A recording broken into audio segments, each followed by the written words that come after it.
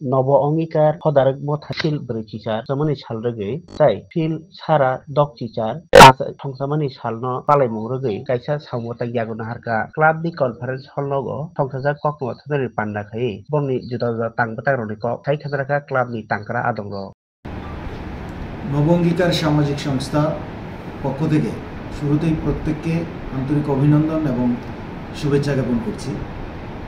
আগামী 9ই মে আমাদের সংস্থার 48তম প্রতিষ্ঠা দিবস এবং 164তম রবীন্দ্র জন্মজয়ন্তী উদযাপন উপলক্ষে আমরা 4 মে রবিবার সকাল 9 ঘটিকায় বরদলি দ্বাদশ শ্রেণী বিদ্যালয় প্রাঙ্গণে 3 থেকে 14 বছরের প্রতিটি শিশুদের নিয়ে বিভিন্ন গ্রুপে অঙ্কন প্রতিযোগিতার আয়োজন করেছি।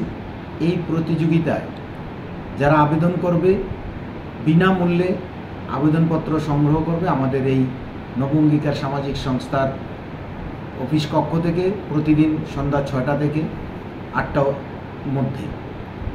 এবং আমাদের ওই দিন এই 4 মে সকাল 10 ঘটিকায় থাকছে রাজ্যের বিশিষ্ট চিকিৎসকদের উপস্থিতিতে আমাদের মেগা স্বাস্থ্য শিবির। এই স্বাস্থ্য শিবিরে যেমনভাবে এই এলাকার প্রতিটি নাগরিকের স্বাস্থ্যের সুপরামর্শ দেওয়ার ব্যবস্থা থাকবে, চিকিৎসার ব্যবস্থা থাকবে এবং বিনামূল্যে ওষুধ বিতরণের ব্যবস্থা থাকবে।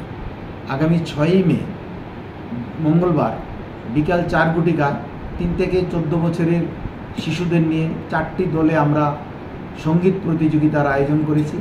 এই প্রতিযোগিতায় প্রতি দলের সেরা 10 জনকে আমরা পুরস্কৃত করব।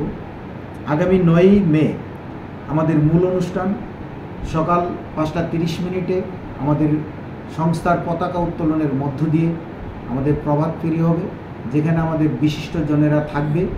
এবং বিকেলে সন্ধ্যা 7 ঘটিকায় যে আমাদের অনুষ্ঠান আছে সেখানে সংবর্ধনা জ্ঞাপন।